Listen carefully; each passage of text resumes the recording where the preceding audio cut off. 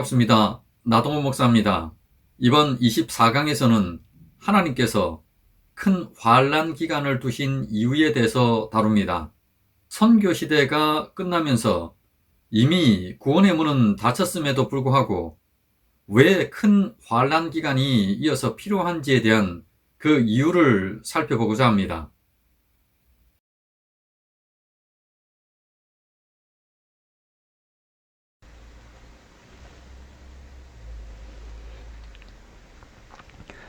먼저 지난 23강을 정리하겠습니다. 666은 무엇인가? 666을 아는 것은 매우 중요합니다. 그런데 사실은 여기 나오는 이 666은 무엇인가 라고 하는 이 물음은 이것이 바른 표현이죠. 실상은 큰 환난의 표는 무엇인가? 자, 이것이 맞는 표현입니다. 왜냐 그러면은 666이라든지 또는 676이든지 또는 616이든지 자, 이것들은 전부 네로라고 하는 이름의 숫자, 게마트리아 숫자입니다. 이런 큰 환난 기간의 표가 적그리스도를 알리는 힌트로 사용된 것이기 때문에 그렇습니다. 실상 이 표라고 하는 이것은 출애굽기서 13장 9절 말씀처럼 구원하신 하나님을 항상 기억하라고 하는 그 의미입니다. 그것 때문에 손의 기호와 미간의 표가 언급되었습니다. 이것이 에스겔 9장 3, 4절에서는 회개한 자의 이마에 표를 그리는 것으로 이렇게 표현이 되었습니다. 바로 인을 맞은 자를 의미하는 거죠. 자, 지금 이러한 표현들은 전부 다가 영적 의미입니다. 하나님의 택정을 받은 자가 이후에 하나님의 은혜로 말미암아 구원받아 인 도장을 받습니다. 이후에 이들은 부활해서 영생할 자들입니다. 그런데 성경을 보게 되면은 사탄이 이러한 것들을 모방을 해서는 자신의 백성들에게도 표라고 하는 것, 낙인, 불도장을 찍는 그 모습을 연출을 합니다. 당연히 이것은 눈으로 확인할 수 없는 영적인 모습들입니다. 그런데 큰 환난 기간이 되었을 때 거짓 선지자는 실제로 이러한 영적인 것을 모방을 해서는 실물로 표를 만듭니다. 이 표를 사람들의 몸에 받게 해서는 세상을 통제하는 수단으로 삼게 되고 또 기독교 박해를 하는 수단으로 사용하려는 거죠. 그렇지만 성경은 일관되게 구원에 대해서 말씀합니다. 몸의 물질로 이루어진 표라고 하는 것, 그것을 받냐 안 받냐로 구원이 결정되는 것이 아닙니다. 구원은 오직 믿음으로 받는 거죠. 이것이 큰 환난 기간의 표와 관련된 내용입니다. 다음으로는 계시록 14장 1에서 13절 부분입니다. 계시록 13장 이후에는 삽입이 두 개가 들어 있습니다. 첫 번째 삽입은 인침을 받은 14만 4천에 대한 내용입니다. 이들 14만 4천의 이마 속에는 어린 양의 이름과 아버지의 이름이 있습니다. 물론 이 도장은 영적인 도장이죠. 이 도장이 찍힌 자들은 새 노래를 부르면서 구원에 들어가는 모습으로 표현됩니다. 이 첫 번째 삽입이 있는 이유는 앞선 13장 큰 환난 기간에서 거짓 선지자라고 하는 인물이 눈에 보이는 가짜 낙인을 만들었는데 혹시라도 성도들이 미혹을 당할까봐 그 혼란스러움을 없애주는 삽입입니다. 왜냐 그러면은 인이라고 하는 이 도장을 받은 14만 4천, 그러니까 전체 교회가 시온산에 서서 구원을 받고 있기 때문에 그렇습니다. 모든 교회가 다 구원받는 모습을 보여준 겁니다. 이 모습은 교회가 한 명의 낙오자도 없이 모두가 구원받는 모습입니다. 아직 다루지는 않았지만은 앞에 계시록 7장에 보면은 14만 4천이 교회이고 그들은 모두가 구원을 받게 되는 교회 전체임을 다 보여주었습니다. 그렇기 때문에 계시록 13장에서 거짓 선지자가 행했던 표의 내용들은 여기 이 14장 1, 5절의 이 삽입을 통해서 구원과는 직접적으로 관련이 없는 것임을 확인을 할 수가 있는 거죠. 따라서 지금 여기 나오고 있는 이 삽입은 매우 적절한 삽입입니다. 그런데 어떤 분이 한번 질문을 하기를 이렇게 질문을 해왔습니다. 이 큰 환란 기간에 만들어진 표라고 하는 것, 자, 이것은 가짜 표, 그러니까 가짜인 낙인이라고 하는 것은 알겠는데 그 앞에 이 선교 시대의 표와 관련된 내용, 자, 그것이 나오는 말씀이 없는가 이렇게 물어왔습니다. 왜냐 그러니까 선교 시대 기간에도 사용이 됐다고 그러면은 그 기간에는 실제 물건으로 만들어진 것은 없었을 테니까 당연히 영적으로만 사용된 거죠. 그래서 그 표와 영적인 표와 큰 환란 기간의 실물인 표, 이것이 쉽게 비교가 되니까 이해하기가 쉬울 거라는 겁니다. 그래서 선교 시대에 표에 대한 내용이 있는가를 물어왔습니다. 예, 당연히 있습니다. 예, 제가 교재에는 언급을 해두었지만은 설명이 좀 복잡해질 것 같아서 여기서는 생략을 했었습니다. 먼저 이 계시록 13장에 나타나는 실물인 표, 여기는 그가 모든 자, 곧 작은 자나 큰 자나 부자나 가난한 자나 자유인이나 종들에게 그 오른손에나 이마에 표를 받게 하고, 자, 이것은 거짓 선지자가 만든 표 카라그마죠. 그런데 앞서 다루었던 계시록 20장 천년을 다룰 때 나왔던 내용을 한번 보겠습니다. 계시록 20장 4절 5절 부분입니다. 또 내가 보니 예수를 증언함과 하나님의 말씀 때문에 목배임을 당한 자들의 영혼들과 또 짐승과 그의 우상에게 경배하지 아니하고 그들의 이마와 손에 그의 표를 받지 아니한 자들이 살아서 그리스도와 더불어 천년 동안 왕노릇하니 그 나머지 죽은 자들은 그 천년이 차기까지 살지 못하더라. 이는 첫째 부활이라. 여기 나오는 목배임을 당한 자들의 영혼들, 자, 이들은 천상교회였습니다. 그리고 이어진 짐승과 그의 우상에게 경배하지 아니하고 그들의 이마와 손에 그의 표를 받지 아니한 자들, 자, 이들은 지상교회였습니다. 그리고 이 천상교회와 지상교회 이 전체를 살아서라고 표현했습니다. 하늘과 땅의 교회가 모두 동시에 같이 살아있다고 표현한 이 표현은 당연히 영적으로 살아있는 표현이 되어야 되죠. 육신이 살아있다고 그러면 당연히 천상교회는 죽은 것이 되니까 그렇습니다.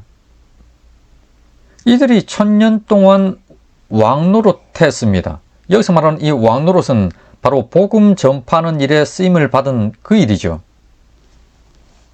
이 복음 전파와 관련해서 천상교회도 복음 전파를 하는가? 당연히 하는데 간접적으로 쓰임을 받습니다.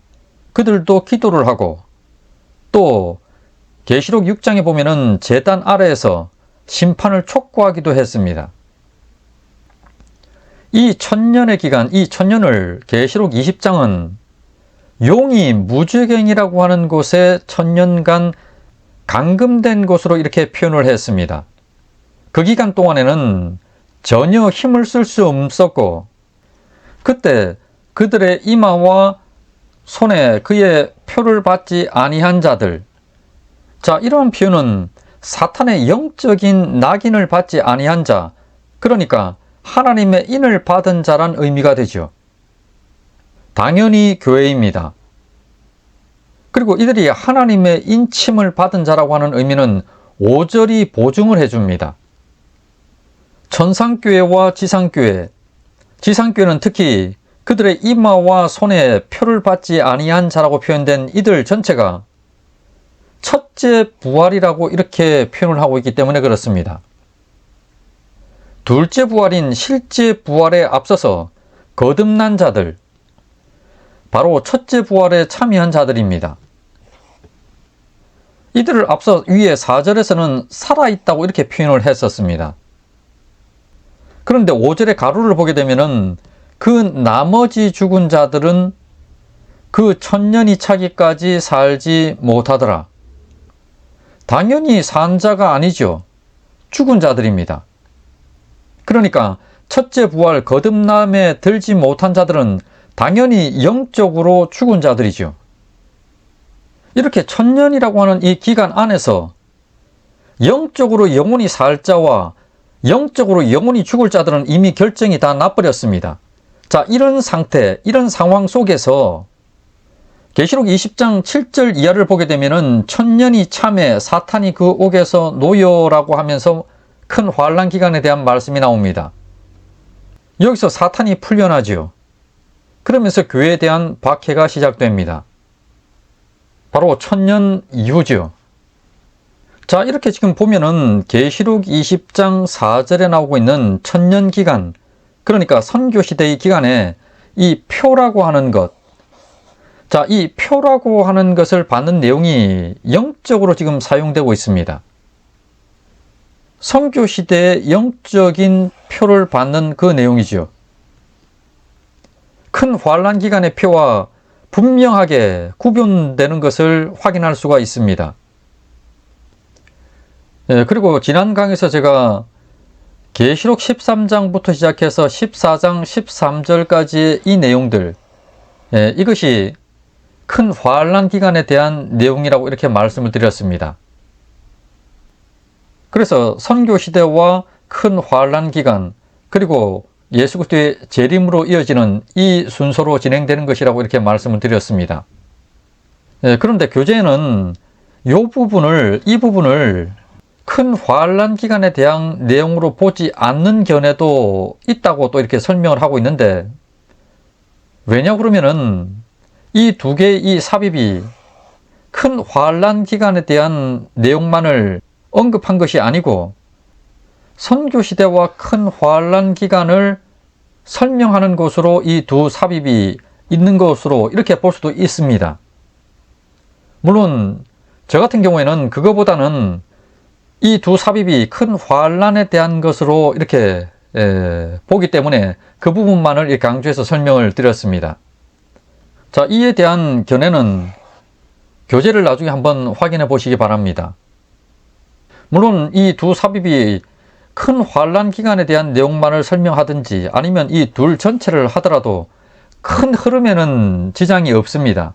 왜냐 그러면은 선교 시대와 큰 환난 기간과 예수의 재림이라고 하는 이 흐름 자체는 영향을 주지 않습니다. 단지 삽입이 있는 이유는 좀 더 명확히 깨닫고 이해시키고 알게 하기 위해서 있는 것인데, 제가 봤을 때는 이 삽입 둘이 이 큰 환난을 좀 더 자세하게 이해시키려는 목적으로 이렇게 보는 거죠.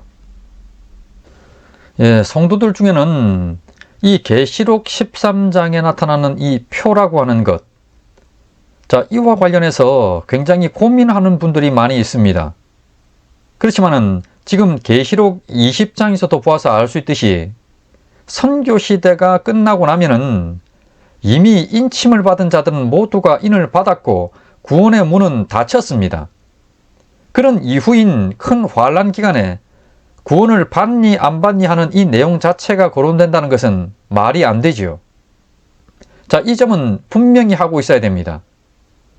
그러면 이어서 하나님께서 이 큰 환난 기간이라고 하는 것을 두신 이유는 도대체 무엇인지에 대해서 다뤄보겠습니다.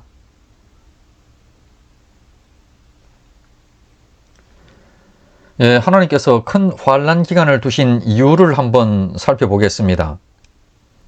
하나님께서 큰 환난 기간을 두신 이유는 이 둘로 이렇게 나누어서 생각을 해볼 수 있습니다.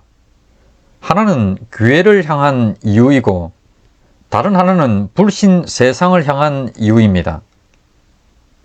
교회를 향한 이유는 이 성화라고 하는 것, 이것으로 지배하게 됩니다.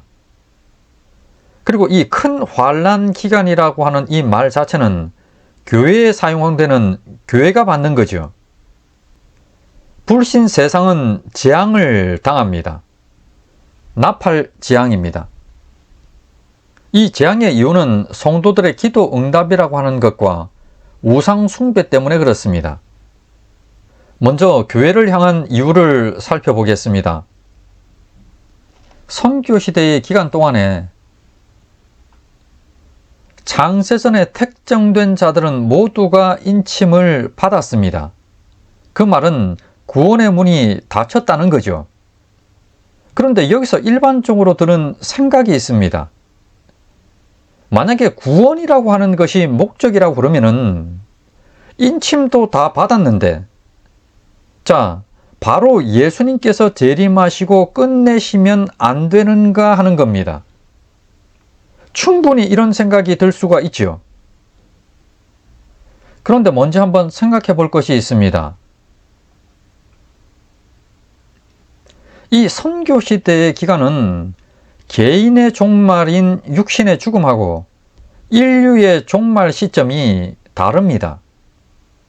우리가 잘 알듯이 이미 예수 믿다가 죽은 성도들도 있죠.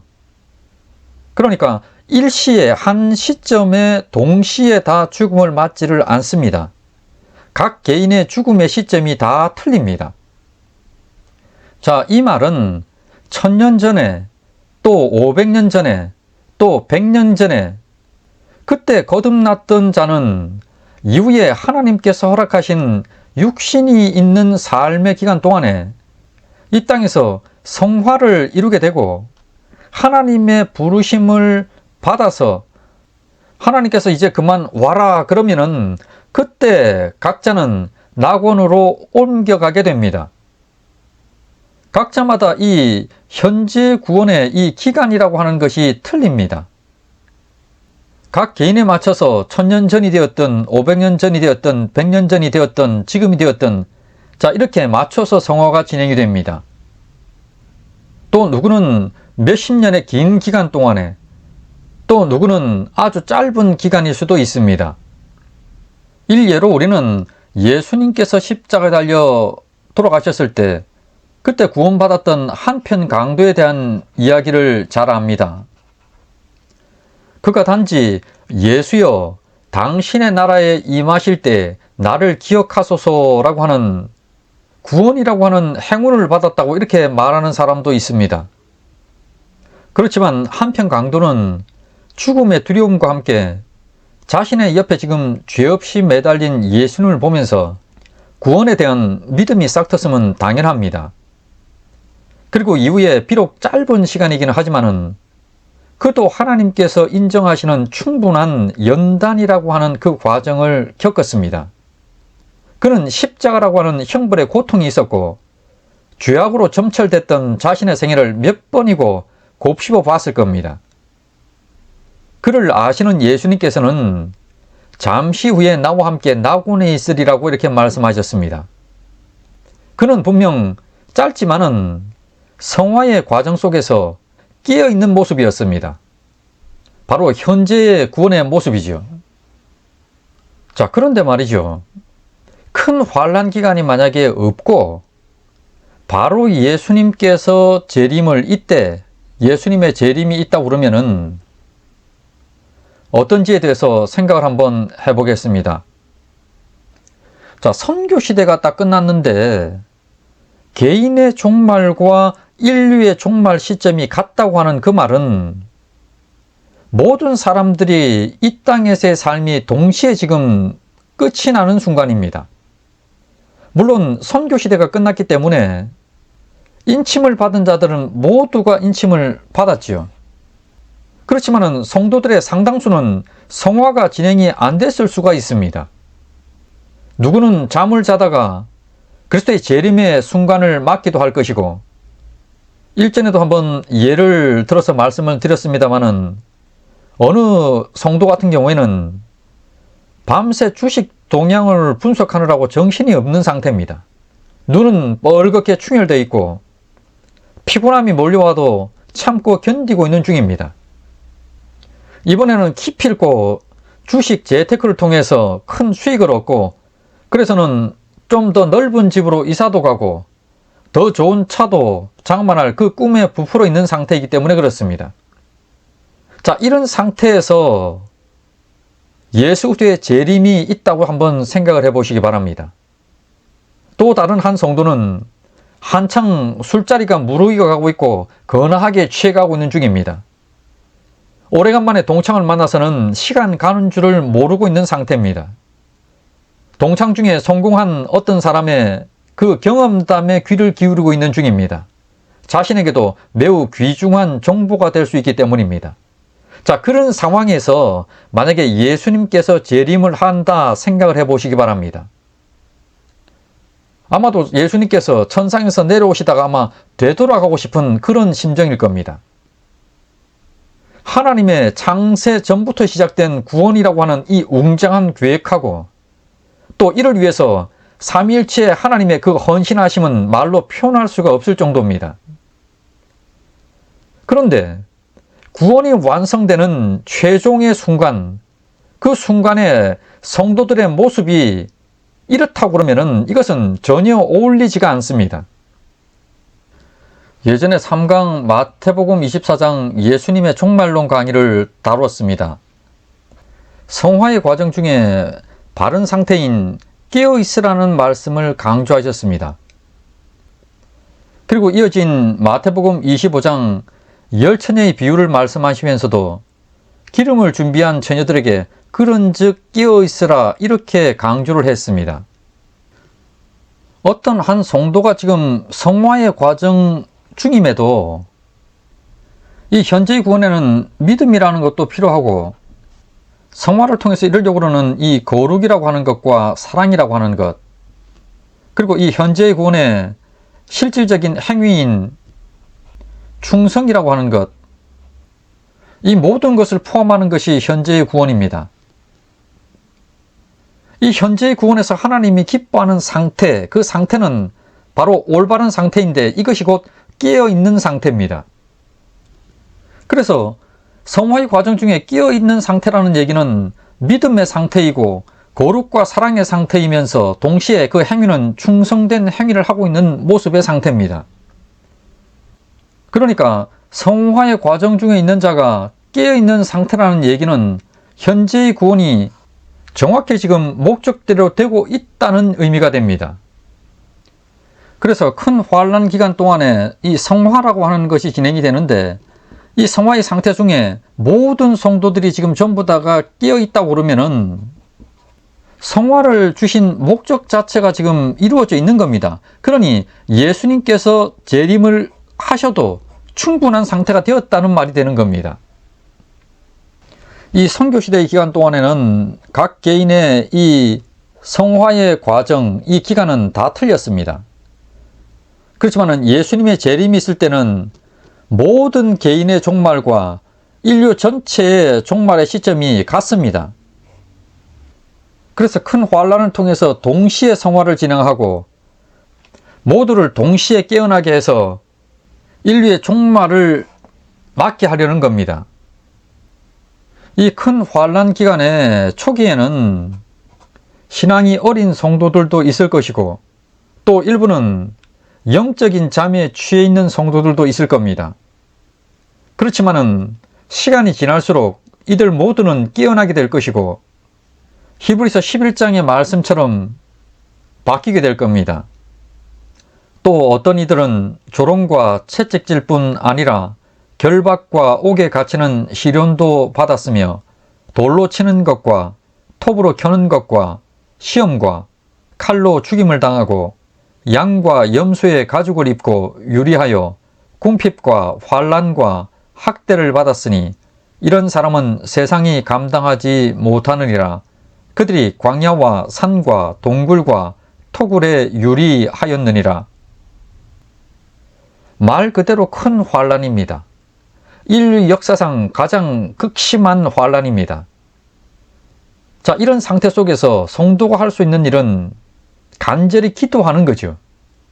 예수님의 재림을 간절히 기도하는 겁니다. 지구상의 모든 성도가 전부 간절히 기도하고 있을 바로 그때 하늘에서 재림의 징조가 보일 겁니다.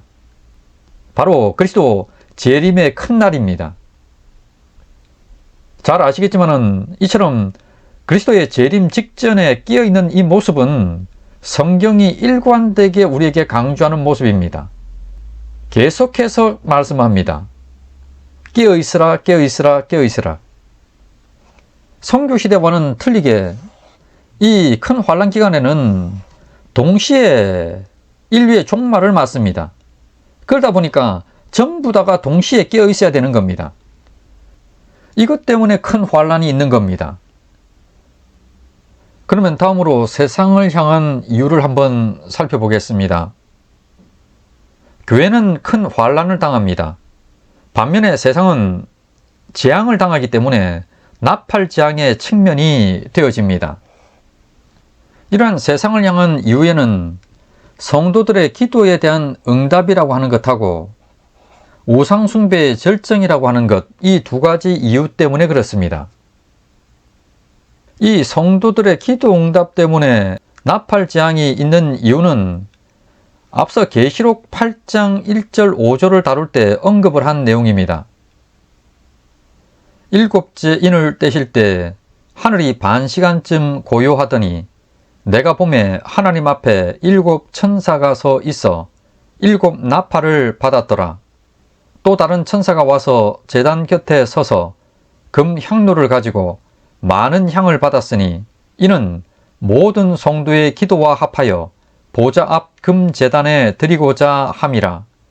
향연이 성도의 기도와 함께 천사의 손으로부터 하나님 앞으로 올라가는지라.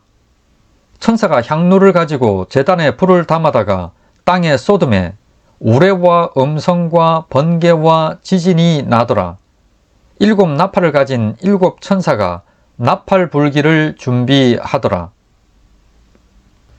여기 나오는 이 반시간의 고요, 이 반시간의 고요는 선교시대하고 큰 환란 기간을 구분짓는 아주 극히 짧은 기간이고 잠시의 평화였습니다.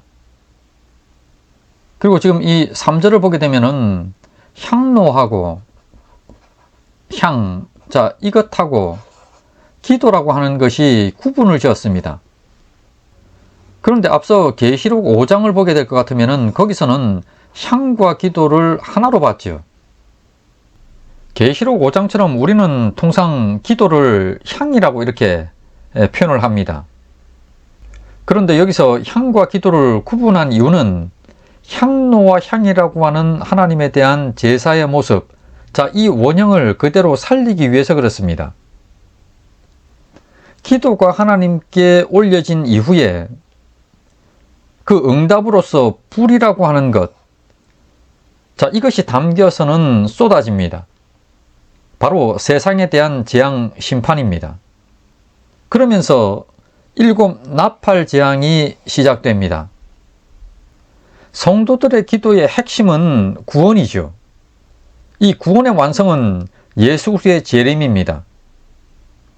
그리고 사탄과 그에 속한 세상을 향한 심판, 자, 이 심판을 빨리 해달라고 하는 거죠. 성도들의 기도 응답이 세상을 향한 이유가 되는 것, 그러니까 큰 환란 기간을 두신 이유가 되는 그것은 사탄과 그에 속한 세상에 대한 심판 때문에 그렇습니다. 우리가 볼 때는 선교시대의 재앙이라고 하는 네 말의 재앙, 4분의 1의 재앙, 자, 이것하고 3분의 1의 나팔 재앙하고 그리고 세상 전체 마지막 재앙인 대접 재앙, 이것이 점점 강화가 되어 간다고 이렇게 보죠. 그런데 이 7 나팔 재앙, 이것의 7번째 나팔에 그리스도의 재림과 7 재앙이 같이 들어있기 때문에 실상은 이 둘이 하나입니다. 큰 환란 기간이 되었다는 것은 말세 지말로서 그리스도의 재림 직전입니다. 세상의 심판을 위한 성도들의 기도 응답이 바로 7 나팔과 대접으로 같이 이루어지는 겁니다. 그래서 나팔을 다루면서는 이렇게 기도 응답에 대한 내용이 들어가 있는데 뒤에 7 대접을 다루면서는 별도로 기도 응답에 대한 말씀이 안 나오는 겁니다. 그리고 세상을 향한 이유 두 번째는 우상 숭배의 절정 때문에 그렇습니다. 선교시대의 끝자락, 그 끝에는 외형적으로 우리가 있는 이 지역교회, 이 안에서도 보면은 대배교가 있습니다. 동시에 이 세상은 이 죄라고 하는 것의 임계점에 올라가 있는 상태, 그 극한점에 이르러 있는 그 상태입니다. 이런 상태에서 세상에는 심판이 임합니다.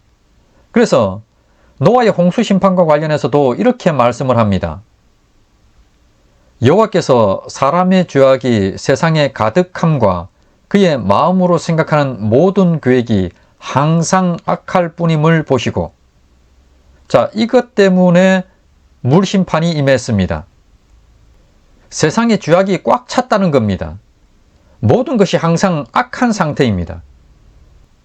그래서 방주교회가 완성된 이후에 그 안에 노아와 7 식구를 넣으시고 하나님께서 밖에서 문을 닫으신 이후에 심판이 시작된 겁니다. 또 소돔과 고모라의 심판과 관련해서도 하나님께서 이렇게 말씀합니다. 여호와께서 이르시되 소돔과 고모라에 대한 부르짖음이 크고 그 죄악이 힘이 무거우니. 여기 나오는 이 부르짖음은 원성입니다. 죄에 압제당하고 있는 약한 자들의 부르짖음입니다. 이러한 모습은 소돔성에 있었던 이 롯의 집에 두 천사가 방문했을 때 그 소돔성 사람들이 성적인 유의를 위해서는 이 둘을 내어놓으라고 그랬습니다. 이때 롯이 말하기를 형제들아 악을 행하지 말라고 부르짖었던 바로 그 모습이죠.